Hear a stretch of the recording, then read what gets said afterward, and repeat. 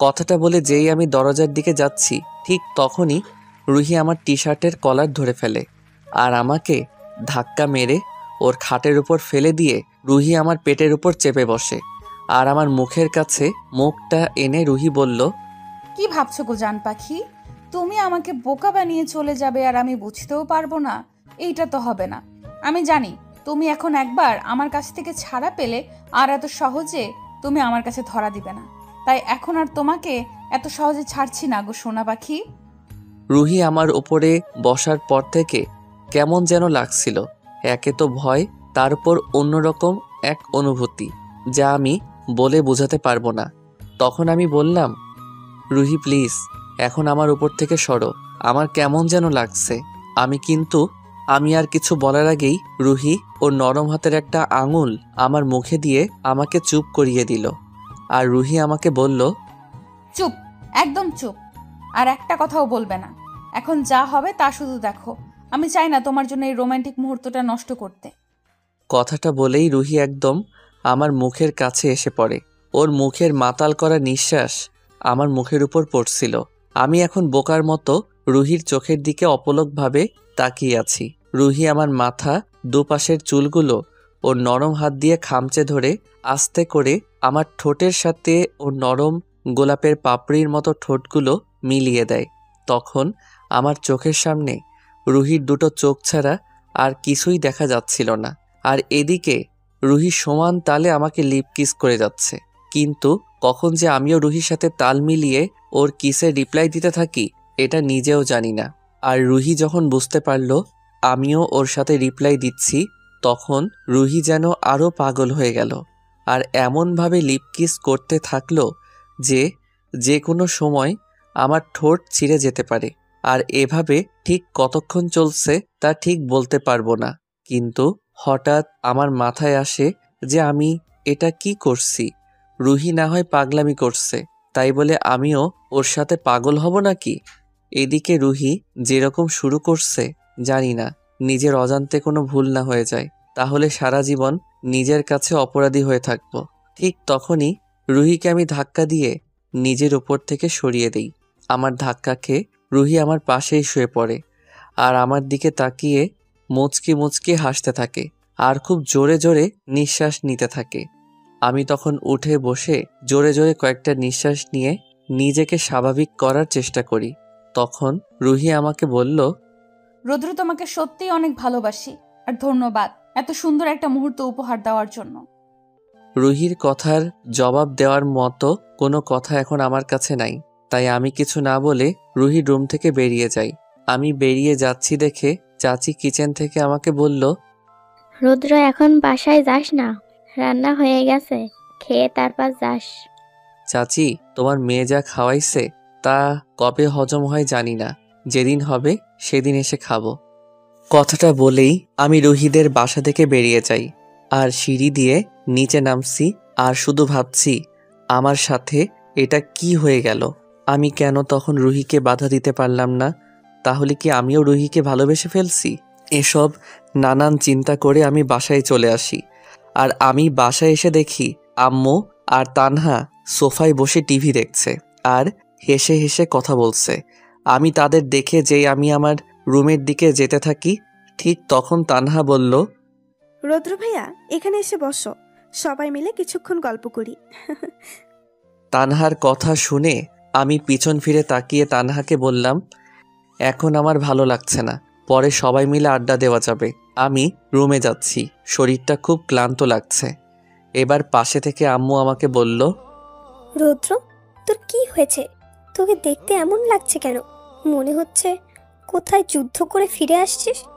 মাথায় চুল এমন এলোমেলো হয়ে আছে, চোখ লাল দেখাচ্ছে, কি হয়েছে তোর? আম্মুর কথা শুনে আমি বেশ ঘাবড়ে যাই। আম্মু কি কিছু বুঝে ফেললো নাকি? তাহলে তো সর্বনাশ হয়ে যাবে। না, যেভাবেই হোক কিছু একটা বলে আম্মুকে বোঝাতে হবে। তখন আমি বললাম, আসলে আম্মু রুহিদের বাসায় যাওয়ার পর থেকে মাথাটা ব্যথা করতেছে, তাই এমন দেখাচ্ছে। মনে হয় রুমে গিয়ে একটু রেস্ট করলে সব ঠিক হয়ে যাবে। মুখটা মলিন করে বললাম যাতে বুঝতে না পারে। তাহলে রুমে গিয়ে রেস্ট কর, আর আমি তোর জন্য ওষুধ পাঠিয়ে দিচ্ছি। আমি আর কিছু না বলে সোজা আমার রুমে চলে আসলাম। আর মনে মনে ভাবছি একটুর জন্য ধরা খাওয়ার হাত থেকে বেঁচে গেছি। তখন ওয়াশরুমে গিয়ে হাত মুখ ধুয়ে নিজেকে একটু ঠিক করে নিলাম, যাতে আর কেউ কোনো সন্দেহ করতে না পারে। ওয়াশরুম থেকে ফ্রেশ হয়ে এসে বিছানায় শুয়ে আছি আর রুহির সাথে ঘটে যাওয়া বিষয়টা নিয়ে ভাবছি। আর তখন তানহা আমার রুমে আসে। তখন তানহা আমাকে বলল, এই নাও, তোমার জন্য কফি বানিয়ে আনছি, একটু খাও, দেখবে মাথার ব্যথাটা কমে গেছে। তানহার কথা শুনে আমি শোয়া থেকে উঠে বসি আর ওর হাত থেকে কফির মগটা হাতে নেই। আসলে কিছুক্ষণ আগে আমার মাথার উপর দিয়ে যা গেছে, এখন একটু কফি খেলে ব্যাপারটা খারাপ হয় না। তখন কফিটা খেতে খেতে তানহাকে বললাম, তানহা, তোর হাতের এমন মজার কফি খেলে তো আর ওষুধের দরকার নাই, মাথা ব্যথা এমনি কমে যাবে। আমার কথা শুনে তানহা একটু লজ্জা পায়। তখন তানহা মুচকি হেসে বলল, তুমি একটু বাড়িয়ে বাড়িয়েই বলো। আরে না, যা সত্যি তাই বললাম। তারপর আমি হাতে মোবাইলটা নিয়ে আবার কফি খাওয়ায় মনোযোগ দেই। আর তানহা আমার পাশে বসে কি যেন ভাবছে, কোনো কথা বলছে, তাই আমিও চুপচাপ বসে কফি খেতে থাকি। তখন হঠাৎ তানহা বলল, একটা কথা বলি, সত্যি করে উত্তরটা দিবে। কি কথা বলো শুনি। যদি উত্তর দেওয়ার মতো হয় তাহলে অবশ্যই দিব। তোমার আর রুহির মাঝে কি কিছু আছে? কিছু আছে মানে বুঝলাম না, বুঝিয়ে বলো। না মানে, তোমার আর রুহির মাঝে কি কোনো প্রেম বা ভালোবাসার সম্পর্ক আছে নাকি সেটা বললাম। তানহার কথা শুনে আমি চিন্তায় পড়ে যাই, ও কি সব বুঝে গেছে নাকি। তখন আমি একটু রাগী ভাব নিয়ে বললাম, কি সব ফালতু কথা বলছিস? রুহির সাথে আবার প্রেমের সম্পর্ক থাকতে যাবে কেন? আর ভাই বোনের মাঝে এসব করা ঠিক না, আর আমি করবও না। আমার কথা শুনেই তানহার মলিন মুখটা পূর্ণিমার চাঁদের মতো হাস্যোজ্জ্বল হয়ে ওঠে। তখন তানহা মৃদু হেসে বলল, সত্যি তোমাদের মাঝে কিছুই নেই? এত সত্যি মত্যি বলতে পারবো না, নাই বলছি মানে নাই। আমার কথা শুনে তানহা আমার হাত থেকে আদা খাওয়া কফির মগটা নিয়ে নেয় আর হাসি মুখে বলে, হয়েছে, আর কফি খেতে হবে না, এখন একটু শুয়ে পড়ো, তোমার মাথাটা আমি টিপে দিই, দেখবে খুব আরাম লাগবে। তানহার কথা শুনে আমিও বালিশটা নিয়ে ওর পাশে শুয়ে পড়ি। আর তানহা আমার মাথার পাশে বসে ওর নরম হাত দিয়ে আমার মাথা টিপে দিচ্ছে, আবার চুলগুলো টেনে দিচ্ছে।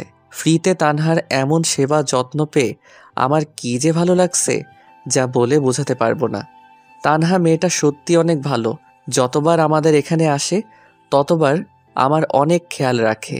অন্যদিকে রুহি শাকচুন্নিটা সব সময় খালি আমার সাথে ঝগড়া লেগেই থাকে। তখন আমি তানহাকে বললাম, তানহা, তোর বর যে হবে সত্যি সে অনেক লাকি হবে রে, যে তোর মতো এত কেয়ারিং একটা বউ পাবে। আমার কথা শুনে তানহা বলল, তাহলে নিজেই বিয়ে করে বউ বানিয়ে নিলেই তো হয়, আমি তো রাজিই আছি। ওই বিড়বিড় করে কি বলিস যে এত কাছে থেকেও শুনতে পাই না? বলছি যখন বউ হব তখন দেখে নিও আমি কার বউ হই। দেখব। আচ্ছা একটা কথা বলি, রাখবে? বল, কি কথা? কালকে বিকেলে আমাকে নিয়ে একটু ঘুরতে যাবে? তুই আমার এত সেবা যত্ন করিস, তাই তোকে নিয়ে ঘুরতে যাওয়া আমার দায়িত্বের ভিতরে পড়ে। যা, কালকে বিকালে তোকে নিয়ে ঘুরতে যাব, আর সাথে তোর জন্য ফুচকা ফ্রি। তখন তানহা অনেক খুশি হয়ে বলল, আমি জানতাম তুমি আমাকে না করতে পারবে না, সত্যি তুমি অনেক ভালো। আমার গাল টেনে বলল কথাটা। তখন আমি দুষ্টুমি করে বললাম, হইছে, এখন এত পাম না দিয়ে ভালো করে চুলগুলো টান, কারণ আমার ফুচকার টাকা আগে উশিল করতে হবে। তারপর তানহা আরও কিছুক্ষণ আমার চুল টেনে মাথা টিপে চলে যায়, আর আমিও নিচে গিয়ে সবার সাথে রাতের ডিনার করে এসে শুয়ে পড়ি। শুয়ে থেকে কিছুক্ষণ মোবাইল চালিয়ে একসময় ঘুমিয়ে পড়ি। পরের দিন সকালে তানহার ডাকে আমার ঘুম ভাঙে। তবে ঘুম থেকে বেশ অবাক হই। আজকে রুহি আমাকে ঘুম থেকে ডেকে তুলেনি। তার মানে রুহি আজ আমাদের বাসায় এখনো আসেনি। তবে সেটা ভালোই হলো, আসলেই আমাকে আবার জ্বালানো শুরু করতো। আমি ঘুম থেকে উঠে ফ্রেশ হয়ে সবার সাথে নাস্তা করে নেই। তারপর ভার্সিটি যাওয়ার জন্য রেডি হয়ে আম্মুকে বললাম, আম্মু, তোমাদের গুণবতী মেয়ে রুহি কি আজকে কলেজে যাবে নাকি আমি একাই চলে যাব? তুই চলে যা, রুহি আজকে যাবে না। আমি বলছি তানহার সাথে রুহিকে সময় দেওয়ার জন্য, যা তুই। তখন আমি তানহাকে বললাম, তানহা, বিকালে তুই রেডি হয়ে থাকিস, আমি ভার্সিটি থেকে এসে তোকে নিয়ে ঘুরতে যাব। আচ্ছা, তুমি আসার আগেই দেখবে আমি রেডি হয়ে বসে আছি। তারপর আমি আর কিছু না বলে বাইক নিয়ে একাই চলে যাই ভার্সিটিতে। তবে আজকে কেন জানি বাইকের পিছনে বসে রুহির বকবকানিগুলো খুব মিস করছিলাম ওর জ্বালানোগুলো। পরে ভার্সিটিতে এসে চলে যাই বন্ধুদের কাছে, আর সবার আড্ডা, গল্প আর ফাইজলামির মাধ্যমে সারাদিন সবগুলো ক্লাস শেষ করে বাসার দিকে যেতে থাকি। আর আজকে ছুটির পরে বন্ধুদের সাথে আড্ডা দেইনি, কারণ তানহাকে নিয়ে আবার একটু বাহিরে যেতে হবে। মেয়েটা নিশ্চয়ই কত আশা নিয়ে বসে আছে, কিন্তু এখন একটা চিন্তা যে মাথায় কাজ করছে। তানহাকে তো বললাম ওকে নিয়ে ঘুরতে যাব, কিন্তু রুহি যদি জানতে পারে তাহলে কি হবে? ও তো এমনিতেই তানহাকে দেখতে পারে না। এখন যদি শুনে যে তানহাকে নিয়ে আমি ঘুরতে যাব, তাহলে তো রুহি আমাকে শেষ করে ফেলবে। আর এসব নিয়ে চিন্তা করতে করতে আমি বাসায় এসে পড়ি। বাসার সামনে এসে বাইকটা রেখে মনে মনে দোয়া করি যাতে রুহি কিছু জানার আগেই যেন তানহাকে নিয়ে বেরিয়ে যেতে পারি, কারণ রুহি জানলে জীবনেও আমাকে তানহার সাথে যেতে দিবে না। তখন মনে মনে দোয়া পড়ে বুকে ফু দিয়ে বাসার ভিতর যাই। আর বাসার ভিতর গিয়ে যা দেখি, এতে আমার চোখ কপালে উঠে গেছে। কারণ আমি বাসার ভিতর ঢুকতেই দেখি তানহা আর রুহি দুজনে শাড়ি পরে সাজুগুজু করে একদম রেডি হয়ে সোফায় বসে হেসে হেসে গল্প করছে। আর আমাকে বাসার ভিতর আসতে দেখেই তানহা বলল, এই তো রৌদ্র ভাইয়া এসে গেছে, যাও গিয়ে তাড়াতাড়ি ফ্রেশ হয়ে রেডি হয়ে নাও, তারপর আমরা 3 জন মিলে ঘুরতে যাব। ও আমরা 3 জন মিলে ঘুরতে যাব, তাই না? আমার কথা শুনে পাশে থেকে রুহি বলল, কেন 3 জন মিলে ঘুরতে গেলে কি কোনো সমস্যা হবে নাকি? যদি সমস্যা হয় তাহলে তোমরাই যাও, আমার যাওয়া লাগবে না। না না, সমস্যা হবে কেন? আমি এমনি বললাম। আচ্ছা তোরা বসে অপেক্ষা কর, আমি ফ্রেশ হয়ে আসতেছি। আচ্ছা ঠিক আছে, তাড়াতাড়ি যাও, এমনিই বিকাল হয়ে গেছে প্রায়। আমি আর কিছু না বলে সোজা রুমে চলে আসি। রুমে এসে ব্যাগ ট্যাগ রেখে চলে যাই ওয়াশরুমে গোসল করতে। ওয়াশরুমে গিয়ে শাওয়ারটা ছেড়ে দিয়ে চুপটি করে নিচে বসে থাকি।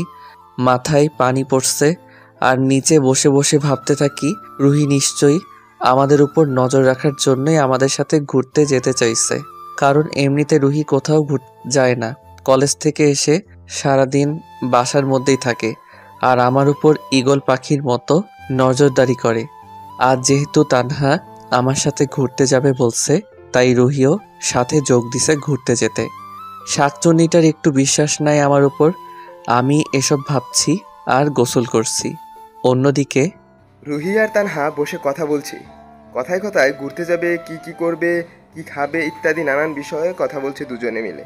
তখন তানহা বলল, আচ্ছা রৌদ্র সেই কখন গেছে তাহলে এখনো আসছে না কেন?